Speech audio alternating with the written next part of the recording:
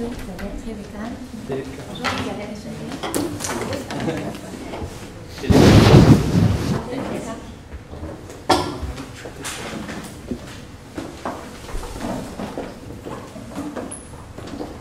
Bonjour. Désirez-vous que je fasse la lecture des consignes en français ou en anglais? En français. Chaque équipe dispose de 20 minutes afin de présenter son corps au juge. J'afficherai un carton pour les 10, les 5, les 2 dernières minutes et les 30 dernières secondes de la présentation. Lors des 10 dernières secondes du discours, j'indiquerai à l'aide de mes 2 mains le nombre de secondes restantes. Une équipe n'ayant pas terminé sa présentation après 20 minutes se verra arrêtée afin de passer à la période de questions. Une période de questions d'une durée maximale de 5 minutes est allouée au jury à la fin de la présentation. Je tiens à rappeler au jury qu'il est obligatoire de poser au moins une question lors de cette période. J'inviterai maintenant les juges à se présenter brièvement. Vous pourrez ensuite débuter. Judges. Mon nom est Danielle Félicet, je travaille pour Desjardins Capital et je suis responsable de la stratégie d'allocation d'actifs et du suivi des portefeuilles de crédit. Je suis Rebecca, je travaille chez Novartis, je suis chef de planification et analyse commerciale et avant je faisais des equity research.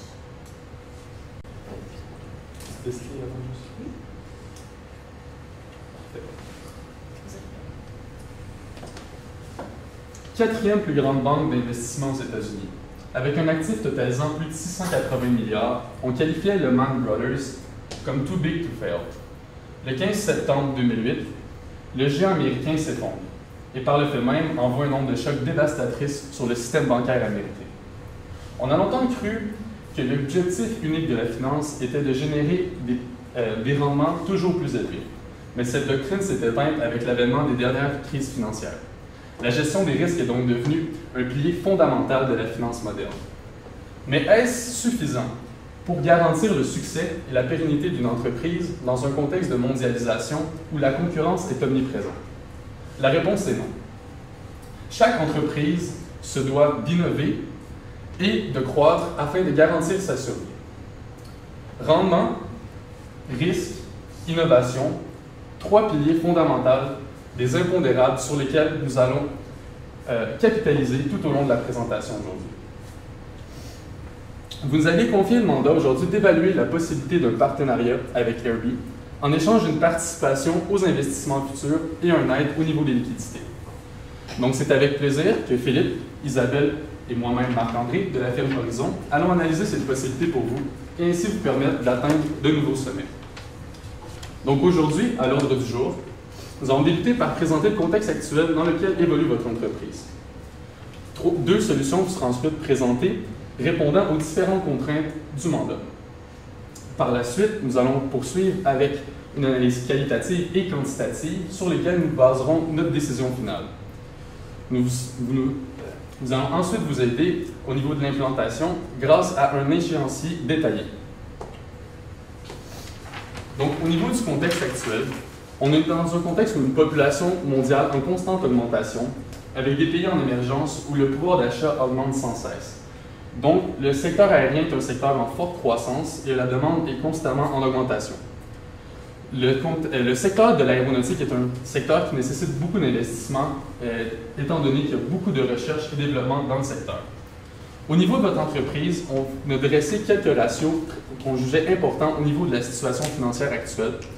Donc, premièrement, le ratio courant, qui est à 1, 0.1 pour 2017 et 1 pour 2016, ce qui n'est pas très élevé.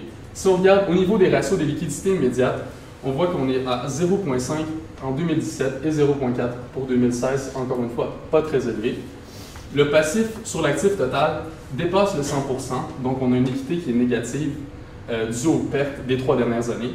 Et finalement, le BAIA sur la dépense d'intérêt qui diminue de 3,5 en 2016 à 1,2 en 2017, conséquence d'un grand endettement de l'entreprise. Au niveau des facteurs clés, ici, on a établi 3 facteurs clés importants qu'on pense que l'entreprise doit avoir pour réussir dans le milieu. Et à la droite du tableau, on voit si l'entreprise répond à ces facteurs clés-là. Donc, la capacité interne, on disait qu'il fallait avoir une très bonne capacité interne à l'intérieur de l'entreprise et c'était spécifié dans le mandat, dans notre dans le cas que vous avez un très bon développement de l'expertise interne. Donc, vous répondez au premier critère. Par la suite, la santé financière, comme mon collègue vient de vous l'expliquer, est très précaire. On voit qu'il y a un risque de liquidité très élevé. L'entreprise est très endettée, puis une perte au niveau des 3 dernières années. Finalement, au niveau du produit que vous vendez, vous avez eu 2 commandes très importantes dans les 2 derniers mois, ce qui vous a aidé un petit peu au niveau des liquidités. De plus, il y a eu des tests qui ont été de la classe GT100 qui ont été très bien perçus par le marché, donc une image positive de la classe GT100. Maintenant, au niveau des opportunités et menaces, comme mon collègue l'a mentionné un petit peu plus tôt, la conjoncture du marché de l'aviation est en croissance. Par contre, la demande est élastique. On a aussi la possibilité de faire un partenariat avec RB, qui est une très belle opportunité. Au niveau des menaces maintenant, comme je l'ai mentionné, la demande est élastique. On a un risque de réputation. On est accusé de faire du dumping par une compagnie. On est accusé de faire du dumping, ce qui cause un risque de réputation. De plus, les investissements gouvernementaux qui ont été faits ont été mal perçus par le marché. Finalement, la dernière menace qui vient un peu en lien avec le dumping. On est exposé probablement à une hausse de droits tarifaires de 300 %. Suite à cette analyse, vous nous avez demandé de répondre au mandat finalement en évaluant la possibilité de partenariat avec l'entreprise RB, mais également la possibilité finalement de peut-être liquider simplement la classe GT100 qui est en difficulté financière présentement. Ou encore, bien évidemment, il y a toujours la possibilité à court terme de ne rien faire, mais vu que vos difficultés financières présentement, ce n'est pas une solution qui est réellement envisageable, sinon ça va simplement faire boule de neige et s'empirer avec le temps. Donc maintenant, au niveau de l'analyse quantitative et qualitative, d'abord, on a établi certains critères de sélection. Donc une décision n'est aussi bonne que les critères sur lesquels on fonde cette même décision. Donc, au niveau quantitatif, les 2 éléments qui ont été utilisés étaient la valeur actuelle nette, ainsi que la capacité financière de l'entreprise à gérer le projet. Au niveau qualitatif, nous avons utilisé les tendances du marché, ainsi que la concordance des valeurs entre les 2 entreprises. Au niveau des taux d'actualisation, on sait que c'est un pilier en évaluation de projet. Donc, nous avons décidé d'utiliser 2 méthodes afin de trouver le taux de rendement exigé par les actionnaires, afin qu'il soit véridique et qu'il reflète très bien le risque qui est supporté par ces actionnaires. Donc, on commence avec un taux sans risque à 2,03 %. Ce qui était stipulé dans le cas, c'est les obligations 10 ans canadiennes. Par la suite, pour la prime de marché, on a utilisé 6 % basé sur l'étude de Pablo Fernandez. Pour la prime de taille, maintenant, l'entreprise est modérée dans le marché. On parlait de 6 % des parts du marché. Donc, on est allé avec une prime de 4 %. Au niveau de la prime spécifique, on mentionnait que le projet est très risqué. On a de la misère à percer le marché, on a fait une baisse de prix, on a vendu à perte. Donc, on est allé avec une prime quand même assez élevée de 10 %. Au niveau de la prime d'industrie, maintenant, comme mon collègue le mentionnait plus tôt, à cause de la croissance, mais qui est un petit peu atténuée à cause de l'élasticité de la demande, on y était avec une prime de 4 %. Puis finalement, un bêta de 1,52 qui était donné dans le cas. On arrivait donc finalement avec un taux de rendement exigé des actionnaires pour le build-up de 26,03 % et de 25,25 % pour le COPEM étendu, donc une moyenne de 25,59. Maintenant, pour le CMPC, on a utilisé le coût de la dette de 7 %. Ça, on a eu beaucoup de misère à le trouver. Dans le cas, même en divisant les intérêts sur la dette, ça nous donnait un taux d'intérêt inférieur à 1 %. Donc, dû au risque de l'entreprise, on pense qu'elle serait capable d'aller s'endetter à un coût de 7 % auprès d'une institution financière. La structure de capital, maintenant, la dette sur la valeur totale était de 63,20 %. Le taux d'imposition qu'on a utilisé est le taux d'imposition canadien pour les entreprises canadiennes de 26,9 %. Puis le taux de rendement exigé que je vous ai mentionné un petit peu plus tôt. Donc, on arrive avec un CMPC total de 19,65 %. Pour ce qui est des autres paramètres qu'on a dû utiliser, on s'est d'abord basé sur vos analyses historiques. Donc, vous avez mentionné dans le cas que malgré les difficultés financières présentement, le projet pourrait avoir les mêmes frais, si on veut, les mêmes proportions que les projets anciens d'entreprise et de la bannière de façon générale, étant donné qu'on avait simplement les états financiers de Global Transport, on a dû se baser finalement sur des ratios pour l'entreprise au complet. Donc, on est allé faire d'abord une analyse verticale, pour aller rapporter tous les frais en pourcentage des ventes et aller déterminer premièrement s'ils étaient stables dans le temps et finalement choisir lesquels on allait prendre. Ce qu'on a choisi de faire, finalement, malgré qu'il y avait quand même une certaine stabilité, c'est d'aller faire une moyenne pondérée étant donné les difficultés récentes de l'entreprise. On croit que la dernière année est peut-être plus représentative des années qui s'en viennent. Donc, on a fait une moyenne pondérée avec des facteurs de 1, 2 et 3 pour les 3 années. Donc, 2014 étant la moins significative étant donné l'ancienneté de l'année et les changements qu'il y a eu dernièrement. Et c'est la même moyenne pondérée qu'on a utilisée pour tous les facteurs historiques que l'on a utilisés pour l'analyse. Donc, pour ce qui est des deux taux qui sont finalement en orange, donc le coût des marchandises vendues et la marge brute, étant donné que vous nous avez mentionné que selon les prévisions, cette gamme-là finalement serait sans doute vendue à perte, malgré le fait qu'il y a quand même une certaine stabilité dans le temps, on est allé adapter ces deux facteurs-là avec les prix qui pourraient être finalement vendus sur le marché pour les prochaines années. Donc, ce n'est pas nécessairement ces pourcentages-là qui vont être appliqués. Par contre, pour les frais des ventes, dépenses en R&D, c'est ces pourcentages-là qui ont été appliqués. Par la suite, ce qu'on est allé faire, c'est déterminer les ventes pour les deux produits, donc GT1000, GT2000. Vous avez mentionné des ventes sur les 20 prochaines années qui étaient de 2000, dans le fond. Dans le fond, tout est... non, excusez-moi, 2000. Et puis finalement, c'était réparti 3 quarts, 1 quart entre les deux produits. On a ramené ça par année avec les mêmes proportions. Finalement, au niveau du prix, ce qu'on a fait, vous nous donnez les prix en dollars US. On n'avait pas d'informations sur le taux de change. Donc, on est allé avec un taux de 1,25, puis on a gardé le même taux pour les années subséquentes, même si on sait qu'il y a quand même une certaine variation à ce niveau-là. On a donc converti les prix que vous nous aviez mentionnés. Ce qu'on a fait, c'est que pour la prochaine année, donc l'année 2017, on a conservé le prix plancher. Donc, le prix établi par l'étude, donc comme quoi vous alliez vendre à perte ces produits-là pour l'année qui s'en vient. C'est peut-être trop dernière minute pour réussir à faire une restructuration et réussir à aller vendre ce produit-là plus élevé que ça. Donc, on serait plus conservateur de conserver le prix plancher pour la première année en 2017. Par contre, ce n'est pas viable à long terme de continuer à vendre à ce prix-là. Donc, c'est pourquoi, à partir des autres années, on a considéré une augmentation du prix pour aller rattraper un petit peu plus les prix du marché que vous aviez avant, même si on ne les réatteindra pas tout de suite. Parce que, dans le cas contraire, il n'y aurait pas de pérennité de toute façon, donc on irait davantage vers une liquidation.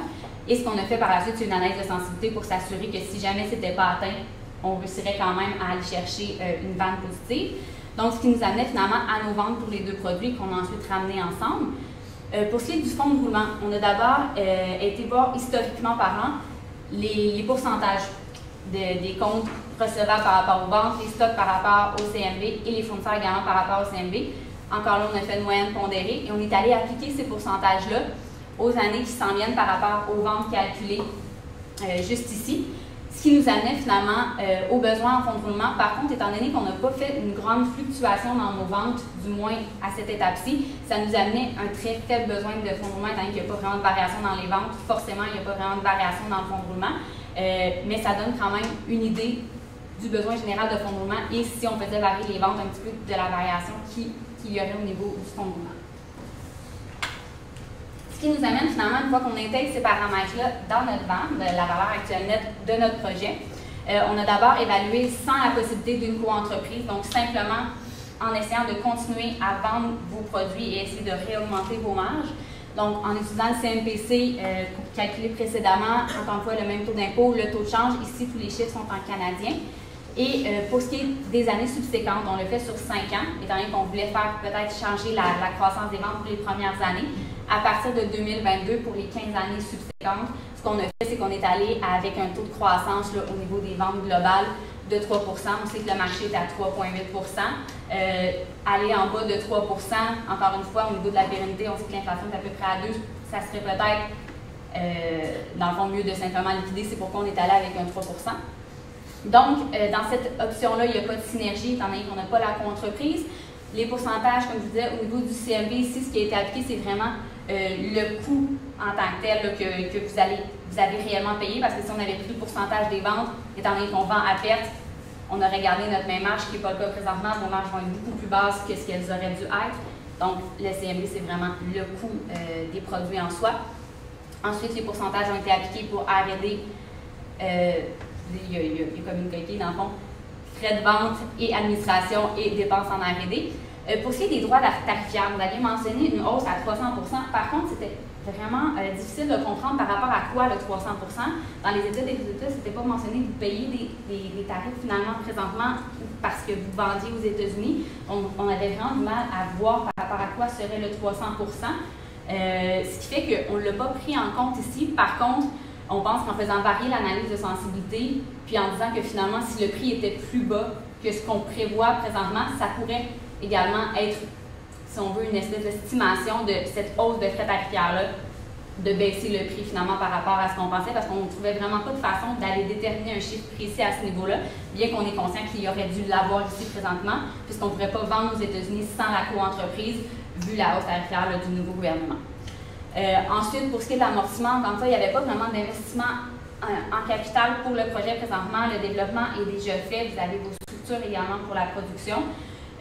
Puis, vous ne sembliez pas avoir d'amortissement présentement. Et comme on n'aurait pas d'investissement capital, on n'irait pas nécessairement avec l'amortissement. Et ça fait une différence quand même assez minime d'aller rajouter une petite dépense d'avertissement. Donc, on l'a laissé nul, en fond, vu que c'est juste pour épargner un petit peu au niveau de l'impôt.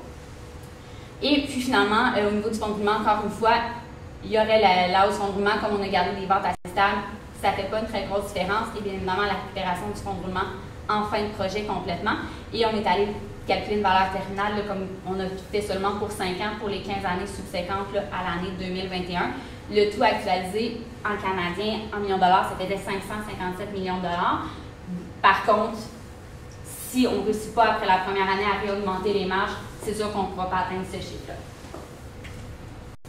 Ici, dans le fond, c'est une fois la co-entreprise. Donc, tout ce que ça change, c'est ce qui est en orange. Donc, on a une synergie. Vous parlez d'une synergie de 1 million, dans le fond. Donc, ce que ça apporte, vu qu'on en a 125, c'est 125 millions par année, finalement. Au niveau des droits tarifaires, là, on ne les aurait pas par rapport à l'autre. Donc, de ne pas les avoir mis dans l'autre, et de ne pas les avoir, ça, on voit moins la différence, mais ici, ils ne seraient pas présents, tandis que dans l'autre, ils les auraient. Puis, finalement, on voit que la valeur, finalement, augmente environ de 300 millions, mais il y aurait une différence un peu plus grande, étant donné l'absence de droits tarifaires ici et qu'ils auraient dû être présents dans l'autre méthode, malgré le fait qu'on avait du mal à les calculer. Ici, c'est une analyse de sensibilité par rapport à la deuxième, avec la co-entreprise, étant donné que c'est la vente qui était la plus élevée, c'est celle vers laquelle on s'enlignait davantage. Donc, dans le cas où finalement les prix, ici malheureusement c'est en dollars US, c'est dans les paramètres en US, si finalement on n'était pas capable d'aller chercher le 50 et le 40 $ US, on voit que rapidement la vente deviendrait négative. Là, si on était simplement à 45 ou à 35, donc c'est un projet qui est quand même risqué parce qu'on n'est vraiment pas certain dans les années subséquentes de pouvoir conserver ces marges-là sans vraiment mettre des moyens en place. Au niveau plus qualitatif, ce que ça pourrait amener, dans le fond, de faire la co-entreprise, premièrement, transfert de connaissances, c'est une entreprise qui est diversifiée, qui a des produits différents des vôtres, donc ça pourrait vraiment vous amener à vous développer davantage. Il y aurait des synergies, comme vous l'avez présenté pour ce projet-là, mais il faut en avoir pour plein d'autres projets. Également, ça élimine un concurrent, donc c'est quelqu'un qui est en train de développer un produit qui va vous faire concurrence dans moins d'1 an. Donc, si vous faites une co-entreprise avec eux, vous les éliminez. Ensuite, au niveau des investissements futurs, présentement, votre situation est très difficile financièrement. Vous avez besoin d'investissements, que ça vienne de cette co-entreprise-là ou d'autres choses, vous avez besoin d'un plan d'affaires. Par contre, au niveau des difficultés, c'est sûr que ça peut être difficile peut-être d'agencer vos cultures d'entreprise, d'agencer vos valeurs à ces autres entreprises-là. Au niveau du contrôle également, c'est quelque chose que vous pourriez trouver difficile au niveau de la gestion. Il pourrait avoir certaines pertes d'avantages fiscaux. C'est une entreprise américaine, c'est une entreprise canadienne. Elle détiendrait 50,1 %, donc elle vous contrôlerait. Donc, autant au niveau de la déduction de petite entreprise, parce que vous êtes une SPCC, vous pourriez la perdre. Les crédits sur les frais de développement également, si vous en avez, on n'en a pas vu dans le plan, mais si vous en avez, vous n'auriez plus droit parce que vous seriez plus considéré comme une SPCC. Donc, c'est des choses à prendre en compte si vous acceptez d'aller de l'avant. Également, au niveau le gouvernement, vous avez une dette envers lui quand même très élevée présentement. Il détient quand même des parts dans l'entreprise, donc il pourrait peut-être faire opposition à ce qu'une entreprise américaine vous acquiert.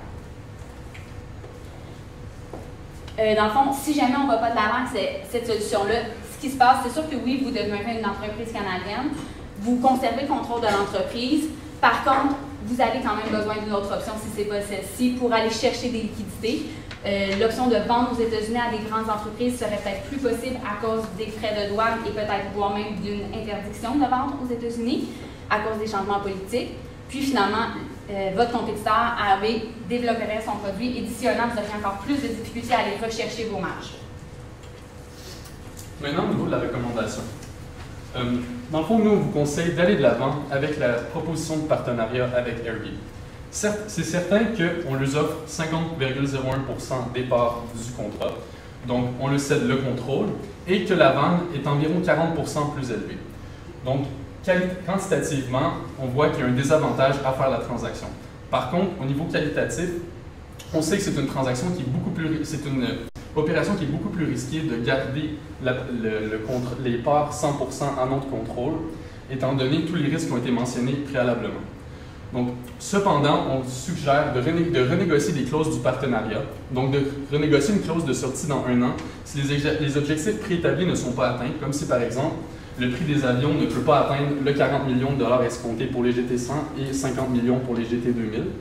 Et finalement, dans le cadre d'une opposition du gouvernement, Airbnb devra fournir des liquidités afin de pouvoir se dissocier de ce prêt.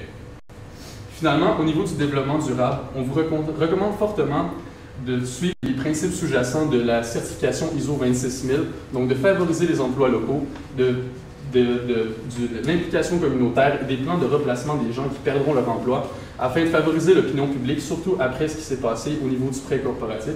Et finalement, nous vous recommandons la loi ISO 14000, donc tout ce qui est efficacité énergétique et gestion des risques. Donc si jamais vous avez des questions, nous sommes prêts à répondre.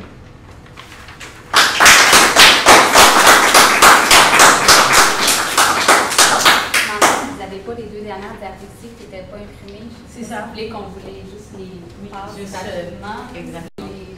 Les lire.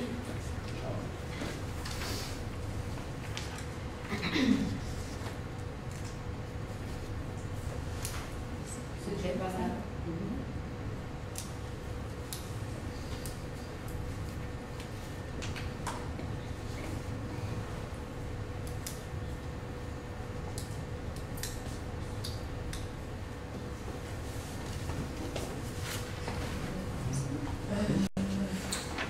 Alors, dans le contexte actuel, comment est-ce que vous avez calculé les ratios, de table avec les ratios?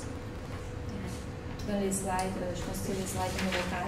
Oui, en fait, les ratios étaient donnés dans le cas. Ils étaient déjà précalculés. Donc, on a tout simplement sélectionné les ratios qui nous intéressaient de présenter. OK, parce que dans les cas, les années, c'est 2015 et 2016. Je pense que vous avez fait comme 2017, 2016, ouais, et les chiffres sont aussi comme inversés, ouais. Il y a peut-être une petite coquille au niveau de la présentation, de voir à ce niveau-là. Ah, OK, pour moi, c'était comme un peu comme vous avez calculé. OK. Moi, j'avais une question au niveau de la croissance des ventes. J'ai vu que dans les premières années, la croissance est inexistante. Comment est-ce que vous justifiez une croissance presque inexistante dans les premières années suite justement à la consolidation des 2 compagnies, l'image améliorée et tout? Maintenant, pour ce qui est du volume, il semblait vraiment avoir comme un contrat, si on veut, fixe de quantité qu'on a simplement réparti sur les 20 ans équitablement par année, dans le fond. Okay. Pour ce qui est, par exemple, du prix, on aurait pu faire une croissance plus lente du prix, passer du 19 et quelque chose en US et l'augmenter graduellement sur 5 ans. Ce qu'on a préféré faire, c'est plus une augmentation un peu plus drastique entre la première année et la deuxième année, parce qu'on amène une grosse restructuration avec la nouvelle entreprise. On essaie d'aller rechercher tout de suite nos marges, et puis finalement, après ça, simplement de les maintenir par la suite. Mais de l'avoir fait un peu peut-être plus graduel sur les 5 ans aurait sans doute donné un résultat quand même assez similaire. C'était plus pour faciliter peut-être plus la présentation, là. Mais la croissance était quand même énorme entre la première année et la deuxième année, donc d'en rajouter sur les autres années, on trouvait que c'était peut-être pas réaliste. Et pourquoi vous n'êtes pas allé avec le 80 millions suggéré dans le cas? En fait, on disait, comme je le disais un petit peu plus tôt, la demande est élastique, donc on pense qu'on ne serait pas capable d'aller les vendre à 80 millions. La dernière commande, on l'a vendu 19 millions. Fait que d'aller chercher un 80 millions, on trouvait ça vraiment exagéré. C'est pour ça qu'on n'a pas procédé de cette façon-là. Et pourquoi que vous avez utilisé comme le coût des marchandises vendues avec 89%. Pourquoi pas utiliser les 33 millions qui étaient dans le cas? C'est ce qu'on a fait. C'est ce que je mentionnais. C'est pour ça que je les avais mis en orange dans l'historique, dans le fond. C'était pour aller voir c'était quoi vos marges normalement, pour voir si, de façon historique, vous aviez des bonnes marges sur ces produits-là. Mais non, c'est pas le 89% qu'on a utilisé. Sinon, dans le fond, c'est comme si on ne vendait pas à perte. Là. On gardait les mêmes marges. Donc, on est vraiment allé utiliser le 33 millions dans la vente. Là. Okay. C'était vraiment plus à titre indicatif quelles étaient vos marges dans le passé pour aller les reproduire un petit peu une fois que la situation se serait stabilisée. Là.